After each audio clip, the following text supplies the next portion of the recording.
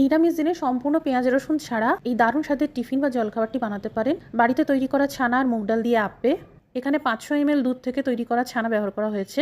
Great করা গাজর, কুচানো ক্যাপসিকাম আর সামান্য কর্নদানা দিন। সেই সাথে চিলি ফ্লেক্স 1 চামচ, গোলমরিচ গুঁড়ো 1 চামচ, চাট মশলা 1 চামচ আর সামান্য করে গরম মশলার গুঁড়ো দিয়ে দিন। সব ভালো করে মিশিয়ে নিন। চায়ের কাপের মাপ করে 2 কাপ মুগ ডাল 2 ঘন্টার জন্য ভিজিয়ে রেখে দিন। এবার একটি মিক্সার জারে এই ভেজানো মুগ ডাল দিয়ে দিন। কয়েক টুকরো আদা, কাঁচা লঙ্কা আর কিছু পরিমাণ ধনেপাতা দিয়ে সামান্য করে জল দিয়ে একসাথে পেস্ট করে নিন। এবার এই ছানার পুর থেকে অল্প অল্প করে নিয়ে ছোট ছোট বলের আকারে গড়ে নিন। মাঝারি আঁচে রেখে সামান্য করে তেল ছড়িয়ে দিন। সামান্য করে সাদা তেল ছড়িয়ে দিন।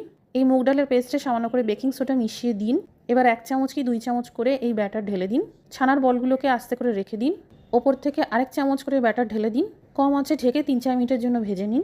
ওপর থেকে সামান্য করে তেল ছড়িয়ে দিন। এরই সাথে সাদা তিল আর লঙ্কার গুঁড়ো ছড়িয়ে দিন। অপর দিকটাও 3-4 মিনিটের জন্য কম আঁচে ঢেকে ভেজে নিন। তৈরি হয়ে গেল সম্পূর্ণ নিরামিষ ছানা ও মুগ ডালের আপ্পে।